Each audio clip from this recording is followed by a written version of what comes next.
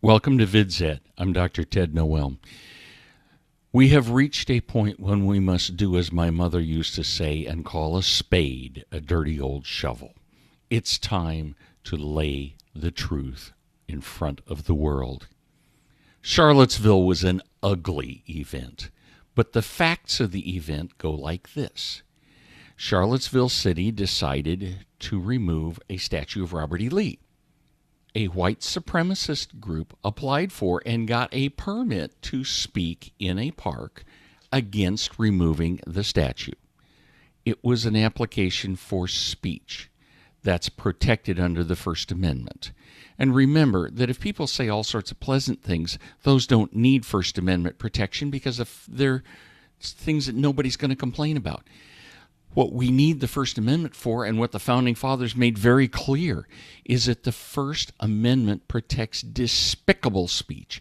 And believe me, white supremacists say despicable things. They twist Scripture to support the idea that whites are somehow God's chosen and others are not, when in fact God has one race. It's called the human race. But at the same time, their speech is protected. Well, they came to Charlottesville to speak. At the same time, you have two other groups, Black Lives Matter and the Antifa, who came to Charlottesville ready to rumble. Antifa came with black masks on so you couldn't see who was who, baseball bats, and other forms of clubs. Their purpose was not peaceful. Their purpose was criminal.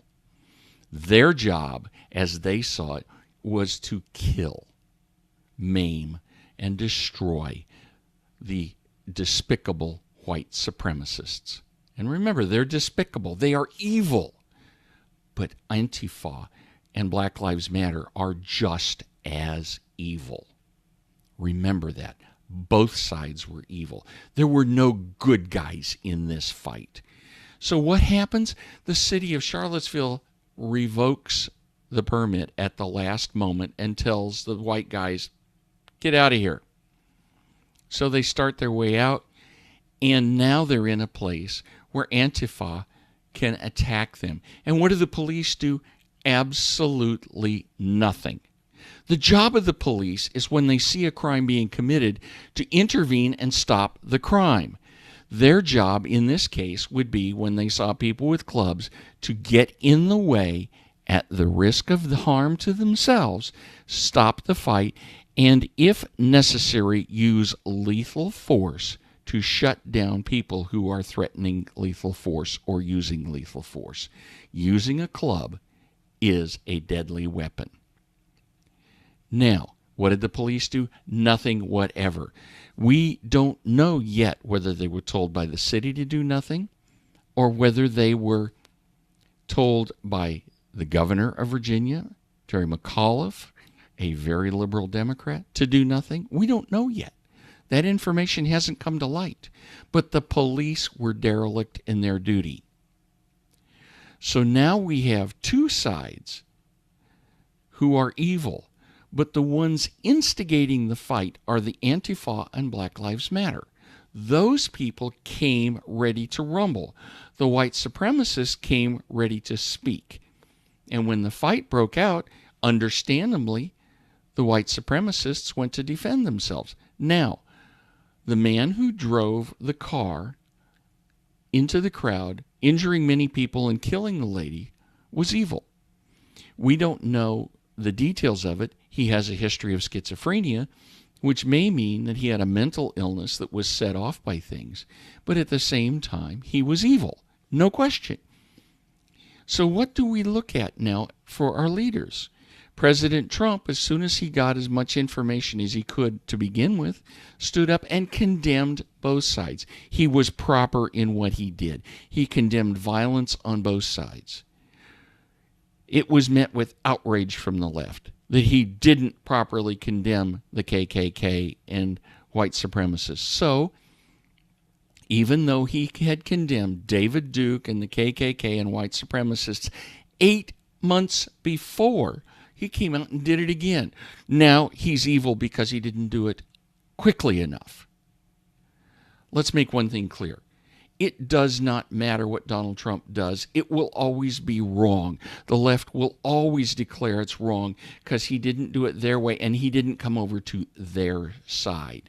You see, anything that's not their side is evil. We talked about this in How Can You Talk to Your Neighbor? We've talked about this in prior posts. There is nothing that anyone on the right can do. Now, white supremacists are not alt-right.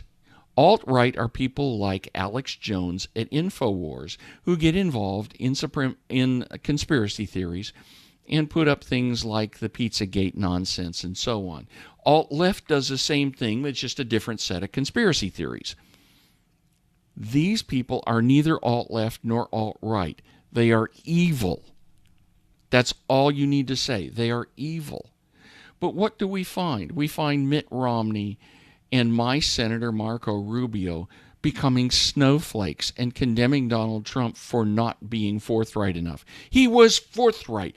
And when he went and answered the fake media's questions, remember, CNN is not a news organization. They are an advocacy organization. And what they've done is they have decided that all they're going to do is attack Donald Trump. They're not going to report news. That's what they are. So now we look at it and say, what's going on? Oh, he's not being strong enough against the white supremacists.